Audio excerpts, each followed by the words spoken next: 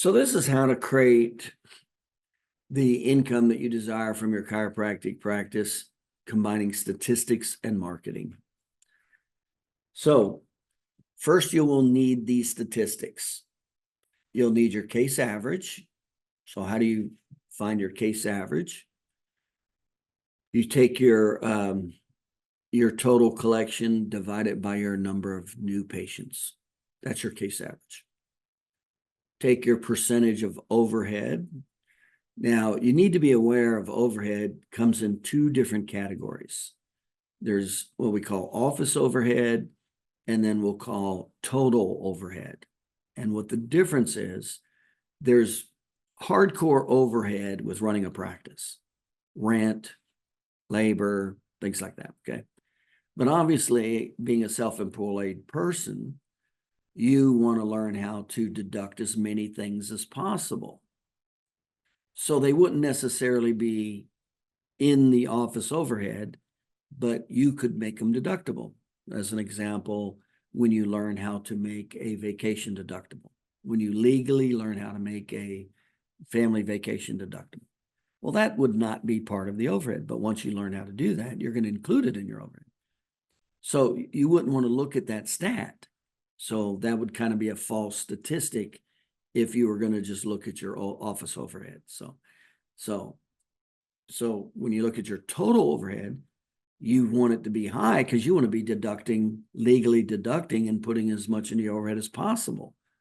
But you don't want to look at when you do your statistical analysis relative to overhead, you don't want to look at some of those fake numbers that aren't directly related to running a practice, as an example that I gave. You just want to use the percent overhead. And that's pretty much what's on your ledger relative to your collection. So what are you spending on collections relative to overhead? Most chiropractic offices are at 50 to 70%. And if you do a few, we teach overhead control, and there's basically 10 different types of overhead. There's 10 different reasons why you'll have higher overhead than normal. So when you learn how to control those, you can get it down to like 35%, where you'll have like 65, even up to 70% profit margin. Okay. So you start with the revenue that you want to create annually. So let's say you always have to have a goal. Where do you want to take your practice? And again, unfortunately, too many doctors don't even have a goal. It's like pie in the sky. They just want to do better, but they don't actually write down, I want to make $500,000. I want to collect $500,000, or I want to collect $1 million. They don't do that. And that's what it takes. You actually have to do that. You have to have a focused principle written down, goal. And the why part has to be pretty good. And again, this all gets into goal setting, and then you got to take baby steps in a plan. But when you don't have those things, you're going nowhere. That's when I always say every quarter, your practice you either should increase your income every quarter, or you should have put a system in place that's going to increase your income. That's what should happen every quarter. And unfortunately, most doctors don't do that. So they go from quarter to quarter to quarter to quarter with the same practice. Same money, same income, same practice. Next thing you know, it's 20 years later, and their life hasn't changed at all. So you start with the revenue that you want to create annually, okay? So an example, if you wanted 500,000 in gross collections, divide 500,000 by your case average. That tells you the number of new patients that you need. So you take 500,000 divided by 1,000, say your case average is 1,000. So we need 500 new patients. Okay. So divide the number of total new patients into 52 weeks. That will give you the number of new patients you will need per week. This is how you create a lifestyle. This is how you create focus, direction, intention. Okay, so now we're going to match the marketing systems necessary with how many new patients it will create. As an example, like in my practice, I want it in my mind, and what I want written down is when it was just me practicing with no associate doctors, I wanted one new patient a day for each business day, Monday through Friday. I wanted one new patient from the different sources. And then I created all the different sources. So every day we were focused on a minimum of one new patient from all the different sources of the new patients that we came from. It was very focused. We didn't just show up to practice without a goal, without a focus, and hope the phone rang. That is not how we ran a multi-million-dollar business. So you match the marketing systems necessary with how many new patients it will create. Now, a lot of that takes knowledge and skill to do that. Most new doctors don't know marketing systems, or they don't have a true perspective of what it actually takes to get a new patient. And as a matter of fact, one of the things I say all the time, it's absolutely astonishing how little doctors think they have, well, how little they have to actually interact to get new patients. And it's almost like they think it's a one-to-one relationship. They can do one thing and get one new patient. No.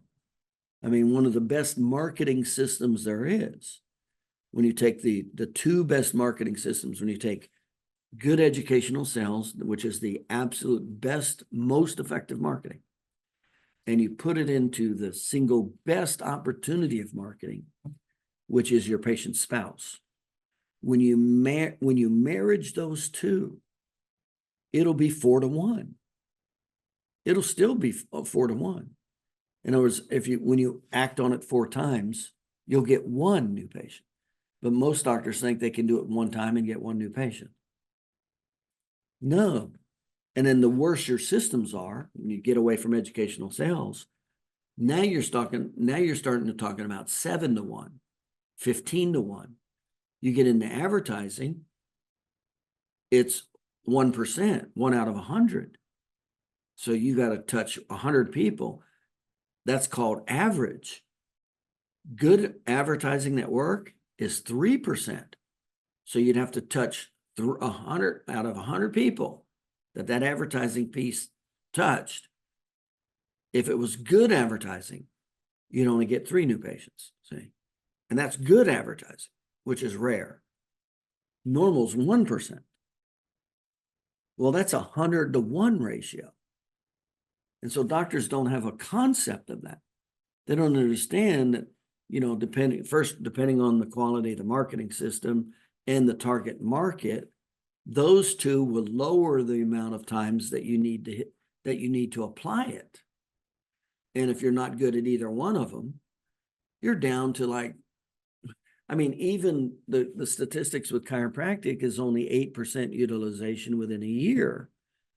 So if you took 100 people, that's only 8 people out of 100. And that's not 8 people a day. That's 8 people spread out over 365 days. So for it to be one person a day, 365 days, you got to talk about a pretty large population that will naturally, is looking for a chiropractor that day. In other words, without you having to market or say anything or do anything. And then that's not realistic, because you're not going to be the only chiropractor in that geographic radius of draw. So now you need even way more. You're talking about thousands and thousands. So when you're dependent on only the 8% of the population, you need thousands and thousands of patients per chiropractor. And that is pretty rare. You won't find that kind of ratio for the most part in most geographic areas. And that's why chiropractors don't get a lot of new patients unless they know how to create them, unless they're better at marketing, better at educational sales. In other words, they learned how to do more than market forces.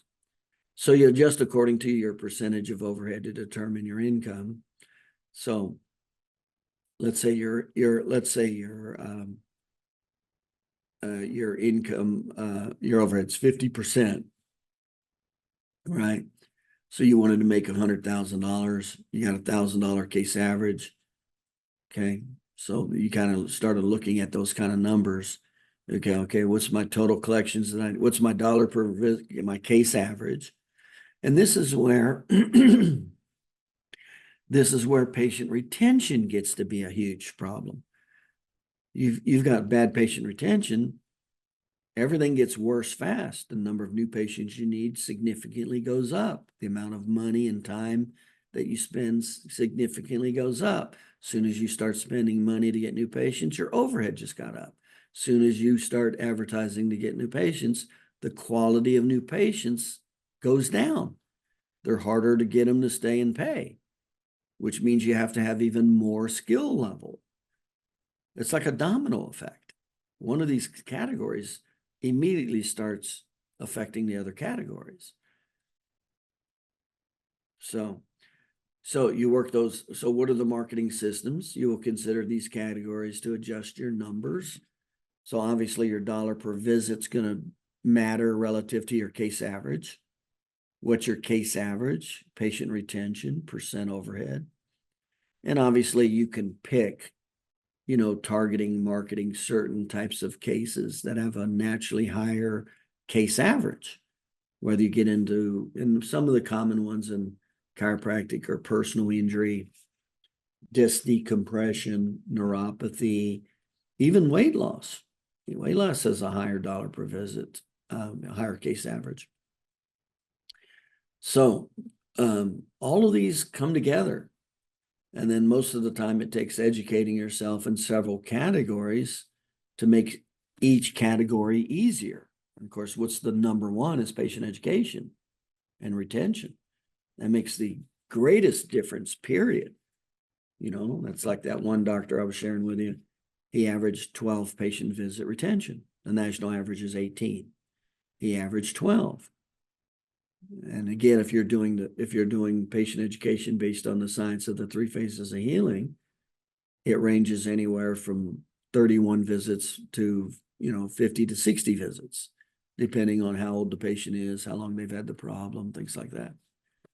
So you go patient education. So like in that doctor's case that had a 12 patient retention, he needed to see, my patient retention was 28.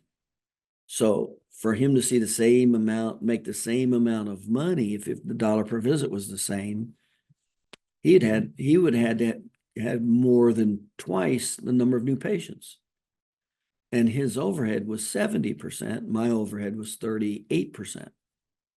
So he would almost had to have 3 times as many new patients to make the same amount of money because he had much lower skill level. So patient retention, that's where it all starts. And then you go, okay, what's your dollar per visit collection? And then you can slowly start increasing that. And then that'll eventually cap out. There's always a tipping point in every category. And even when you go into certain categories, there's tipping points. Even you do personal injury, disc decompression, whatever. All of these industries, every business and category has tipping points. But you can definitely do better by going into some of these higher dollar per visit categories, like personal injury, disc decompression, neuropathy, weight loss, and they don't violate gateways. I mean, I went into a chiropractor's office the other day, and he's doing marijuana certifications. Went in another chiropractor, and he's doing hormonal balances, and he's doing spa procedures. I mean, chiropractors are like, they're scrambling for anything to make a buck. And they don't realize that destroys their marketing, the perception of marketing, branding, utilization, all that stuff. They don't understand that. So your dollar per visit, and increase the skill level with patient education acceptance. Well, you got to keep your statistics to know what that is. You got to do training. Develop better terms for patient affordability without cutting the price. Increase the marketing for a segment of your practice as a higher case average. I'll give you a couple examples. Some of them are real easy. Like, it's easy to go, okay, I'm going to add personal injury to my practice and increase the percentage of personal injury cases. Okay. And that's real easy to do. You don't have to have a personal injury practice, but it makes a huge difference in income if 20% of your patients are personal injury. It makes a huge difference in dollar per visit. So that makes a big difference. Increase the marketing segment. Another example is I worked with a client when we looked at all his patients' payments. and we cover this statistic. We go, well, who's paying what and how much are they paying? Well, we found out that the teachers union had fantastic insurance. And this was all by doing research and statistics. And so we looked at all, it turned out as patients who were teachers that had this insurance paid really well. So again, what did we have to do first? We had to keep statistics. What did we do second? We had to learn how to interpret the statistics. So then what did we do third? We put a marketing system in place only for teachers. So we went after those teachers because they had good payment. See, that's called smart. That's called keeping good statistics, learning how to interpret them, and then applying a marketing system in place to go get them. Okay. Focus on the categories that pay better, certain types of major medical insurance. And that was a common example that I just gave right there. Higher dollar services. The other thing about that though is you got to be you don't want to violate gateways. That's the number one thing that destroys. That's why chiropractic is at 8% after 120 plus years. It's called violating the law of line extension. And I say it all the time. You're not going to go to McDonald's to buy a computer, but they could sell computers. If they started selling computers, they'd drive off their hamburger business.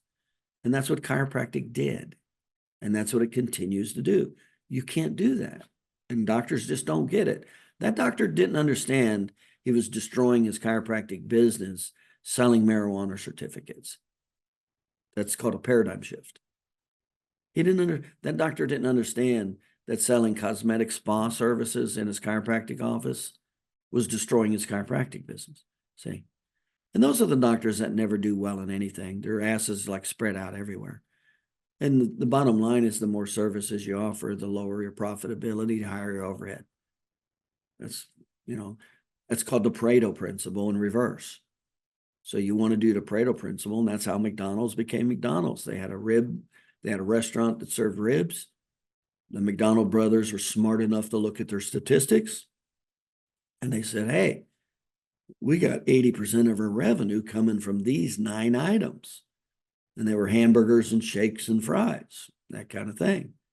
So then what'd they do? They said, let's get rid of all the other crap that's taken a lot of labor, cost, low revenue.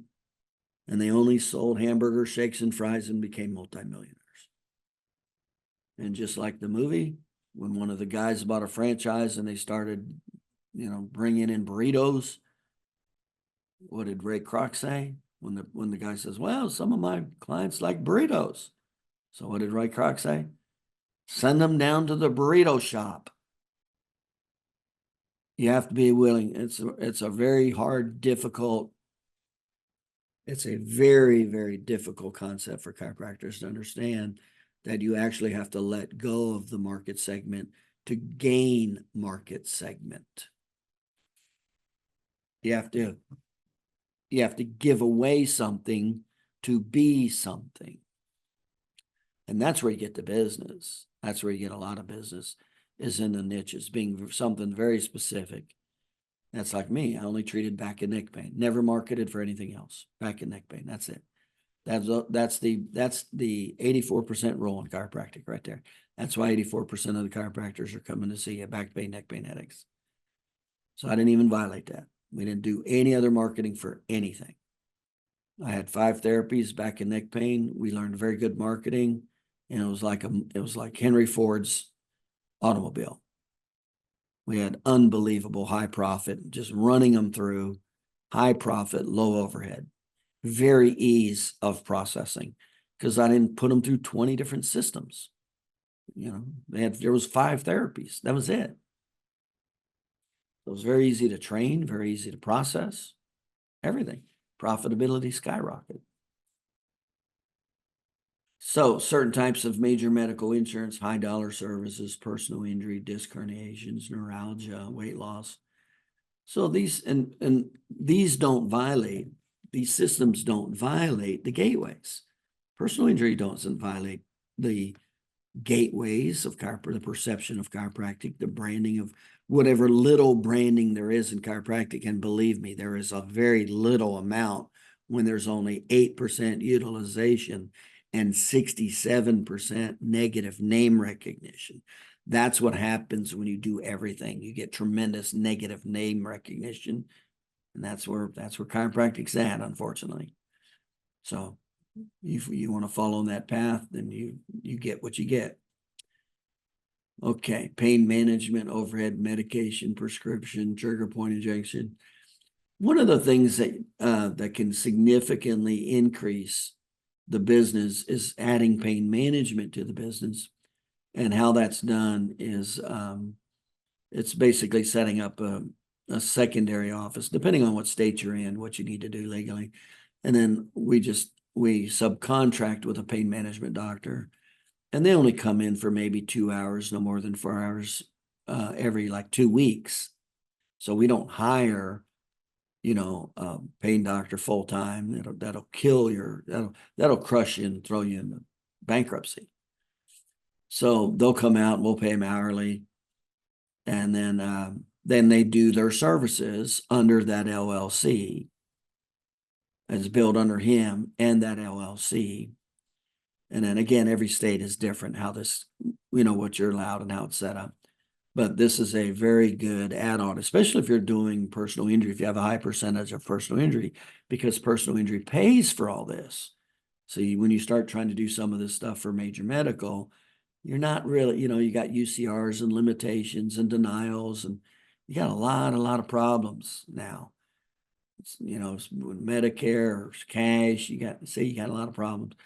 But if you got a higher percentage of personal injury, or especially if you have 2, 3, or 4 personal injury offices, then this works really well. You just have them come in, and then all the patients go to one office where the pain management doctor doesn't move around. All the patients in all 4 of the offices are directed to go to one location for, every 2 weeks, for whether it's medication, prescription, trigger point injections. It's got to be a separate corporation, part-time pain management doctor, part paid hourly. Again, defines separate space. This again depends on your state laws. Same with so that's a very, very good way to increase. That's actually the best way of all the models I've ever seen in chiropractic. That model essentially doubles your case average, is what it does, with no more new patients. No more new patients. A lot of doctors, they think if they buy a machine, this is a big problem in chiropractic. They think they buy a machine, like they think they buy a disc compression machine or a neuropathy. They actually think that's what's going to get them business. And that's not why people come in. And then they have to advertise. So now they got to spend a lot of money advertising. And that stops almost all the doctors within a year. They can't spend the money relative to the money they're making back. And now they're stuck with a large leased equipment machine. That's a huge problem in the profession right now. I've just consulted with several doctors that's exactly, they took the bait. They didn't know any better. They bought an expensive machine. One doctor bought a knee machine. Yeah, how many people in the public go to a doctor for knee pain? Well, it's 7% of the patients come to get treated for chiropractor for extremities, 7% of 8%. And then if knee was, say, 25% of that, so you're talking about 25% of 8%. You know how small of a number that is? And the doctor made a decision to buy an expensive machine on a lease. So he had to market a lot to try to get him in. So he spent a lot of money, and it didn't work. He wasn't even making the money to pay for the machine and the labor and the overhead.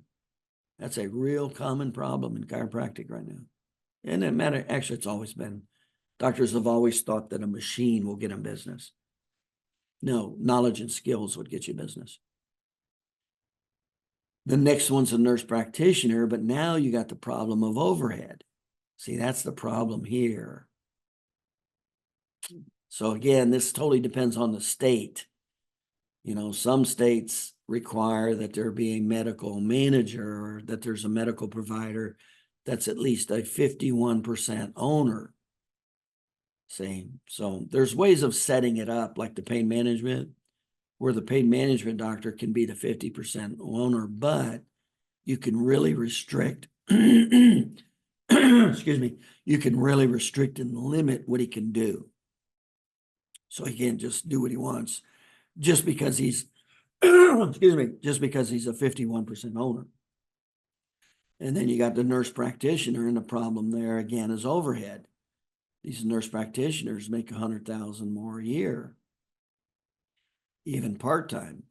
And that's doctors are trying to do with that with stem cell injections. Typically, you need a separate corporation or trigger point injections. That's what they're doing there. And these are going, I'm seeing these fall by the wayside also. The overhead is killing them. And it's typically doctors that don't know how to get business in the first place. And that's why they're chasing everything else. So it's like the blind leading the blind. So some states, a nutritional practitioner has the kind of the same billing as nurse practitioners, but they cost a lot less. So some doctors are trying that. Again, you gotta, this is all overhead, how you set it up. And then you go, well, somebody's still got to create the business for this. And that's the part that's always left out. That doctors, you know, they're taught with the different people. They go, oh yeah, we'll teach you how to set up stem cell. Oh yeah, we forgot to tell you it's going to cost a boatload of money in advertising. That's what they forget to tell you. So what do you need to be careful of? Violating gateways. You never want to violate gateways. Violating, you know, as I see one doctor, he's on Facebook, and the good news is he does a lot of videos, but they're not they're not that good, but at least he does them. And 9 out of the 10 videos that he does, what is he doing? Does he do back and neck pain? No. He's always talking about extremities, plantar fasciitis. Again, what percentage of people call a chiropractor with extremity problems? So if he's focusing on plantar fasciitis, so that's only 7% of 8%. So you're talking about a really small number.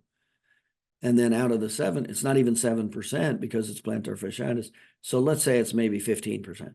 So it's 15% of 7% of 8%. And that's what he's marketing. That's called stupid. It's ignorant if you don't know any better. And if you know and you still do it, you're stupid. Most effective marketing, either advertising or education. So what's the most effective marketing? Well, you got publicity. That works the least. Then advertising, when it's done right, works the best. The bad news about those, it only works for people who are looking for a chiropractor. And then you got educational sales, and that works for all the people who are not looking for a chiropractor, but have a chiropractic problem. As an example, I just did a personal injury attorney presentation a few days ago.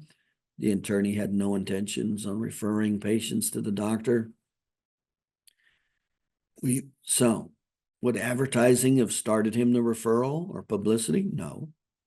So we did an educational sales presentation to the attorney that took knowledge and skill. And when we were finished, he said he wants to refer all his patients to our doctor. That's called educational sales. That's the power of educational sales.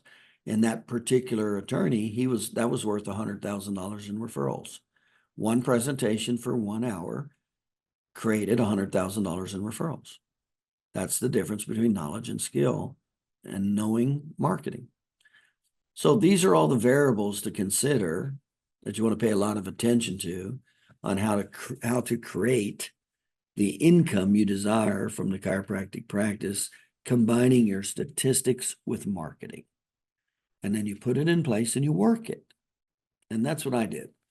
So I focused on back pain. I focused on back and neck pain. I focused on educational sales, and I focused on personal injury attorneys. And it was a fantastic combination. High profit, low overhead, and very low labor. Very easy to do because I only had 5 systems. That's all. My staff just had to learn 5 systems. That's it. And they knew exactly what system they were going to do first, second, and third. Very easy training. It was like the Henry Ford of chiropractic. That's what you want to do. You do not want one therapy. I went into one office.